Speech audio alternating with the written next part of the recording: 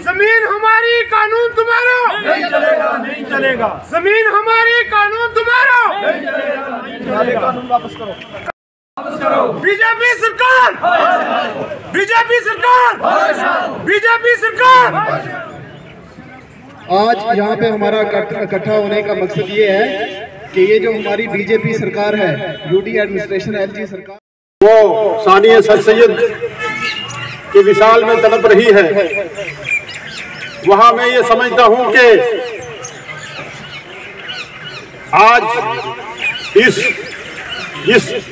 State को तोड़ के यूटी बनाया, हम कोई रियासती कहेंगे और इंशाल्लाह कहते रहेंगे।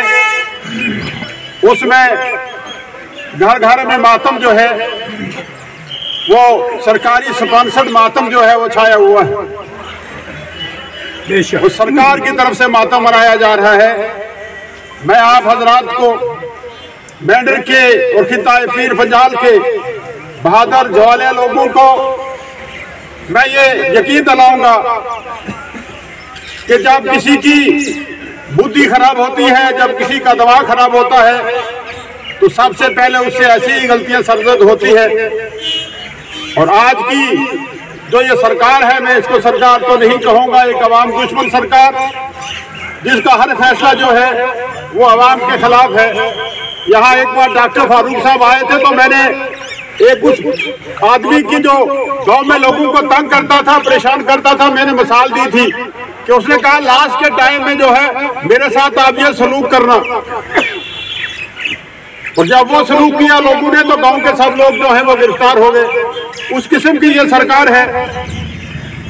जगह से मैं ये सरकार को ये चेतावनी दूंगा कि सरकार खबरदार खबरदार, वो किसी गरीब आदमी की एक वेलफेयर स्टेट है ना, सरकार वेलफेयर स्टेट होती है। वेलफेयर स्टेट का ये मतलब है कि सरकार अवाम के हर दुख दर्द में शरीक हो, उसके दुख दर्द की पूरी जिम्मेदारी ले। ये सरकार का काम है, ये सरकारों का काम है।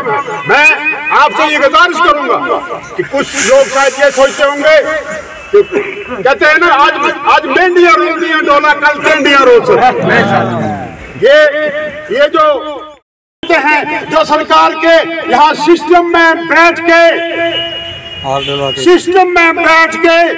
लोगों के चुने हुए नुमाइंदे जो हैं, आज हम तो चुने हुए नुमाइंदे नहीं, हमें तो डिजाइन कर दिया हुआ है ना, हम तो एक्स लोगों की लिस्ट में हैं। चुने हुए लोग जो हैं, बाजी साहब को मुबारक है कि वो यहाँ पहुंचे, उन्होंने नुमाइंदगी की।